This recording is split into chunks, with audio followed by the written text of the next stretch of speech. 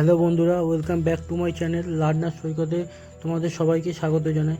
আজকে যে রায় বেরিয়েছে সুপ্রিম কোর্টে, সেই নিয়েই একটা বিস্তারিত ভিডিও নিয়ে চলে এসেছি।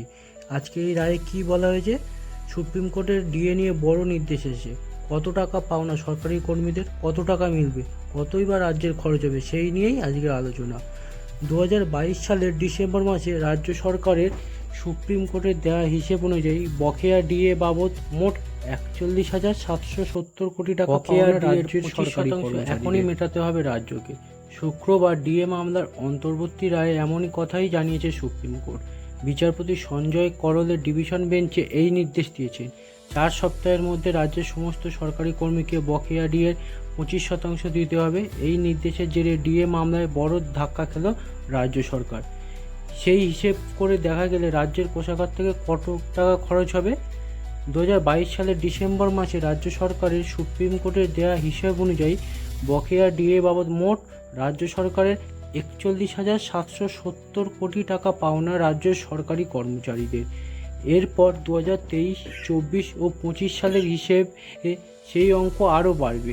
2022-এর ডিসেম্বরে রাজ্যের দেওয়া হিসেব ধরলে এই মুহূর্তে 25% বকেয়া ডিএর অর্থ অর্থাৎ 10,425 কোটি টাকার বেশি রাজ্যকে 4 সপ্তাহের মধ্যে মিটিয়ে দিতে বলা হয়েছে।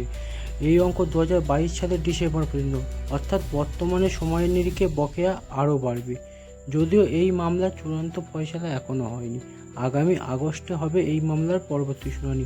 শুক্রবার শুনানিতে বিচারপতি সঞ্জয় করল বলেন, আমরা সরকারের তরফে নোট পেয়েছি, আমরা স্যাট সহ আদালতের সব রায়ই পড়েছি।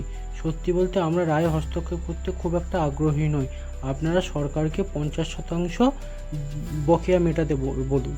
রাজ্যের তরফে আইনজীবী অভিষেক মনু সিংহ এরপর বলেন, 50% বকেয়া মানে 20,000 কোটি টাকা। এত বড় অর্থ রাজ্যের কোমর ভেঙে দেবে। আপনাদের কাছে অনুরোধ, শতাংশটা বিবেচনা করা হোক। এরপরই 25% বকেয়া মেটানোর নির্দেশ দেন বিচারপতিরা। আপাতত এইটুকুই নির্দেশ এসেছে। এরপরেও যদি কোনো নির্দেশ আছে আপনাদের অবশ্যই শেয়ার করব। আর এই রকম ইনফরমেটিভ ভিডিও পেতে চ্যানেলটিকে অবশ্যই সাবস্ক্রাইব করুন। চলো দেখা হচ্ছে নতুন কোনো ভিডিওতে।